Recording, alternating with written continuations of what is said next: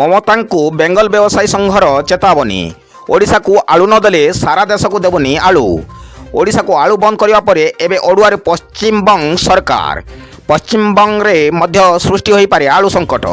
दुई राज्य मध्य आलू विवादर शीघ्र समाधान नहेले कोलकाता समेत देशर अन्य राज्य को आलू रप्तानी बंद करने को चेतावनी देछि पश्चिमबंग प्रगतिशील आलू व्यवसायी समिति संघ। एने बांकुरा जिले में अनुष्ठित एक बैठक में राज्यर 250 जन आलू व्यवसायी जोग देइथिले। ओडिशा और पश्चिमबंग मध्य आलोचना सफल नहेले राज्यर 470 शीतल भंडार थिबा आलू कढ़ाजिब नाही बोली संघ पक्षरु चेतावनी दिया जाइछि।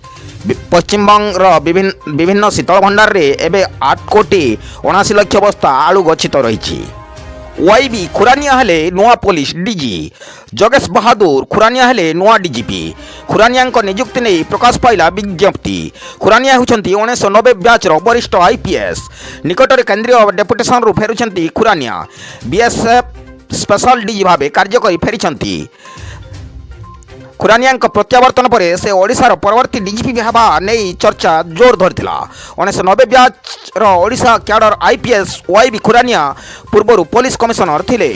से नयागढ़, जाजपुर, गंजाम, मयूरभंज और राउरकेला एसपी भावे मध्य क्यारियर प्रारंभिक काल में दायित्व निर्वाह करिसंती। तापरे southern range DIG, northern range DIG, IG northern range, IG special armed police एवं आईजी ऑपरेशन पदरे मध्य थिले। ब्यूरो रिपोर्ट ओडिया परिक्रमा।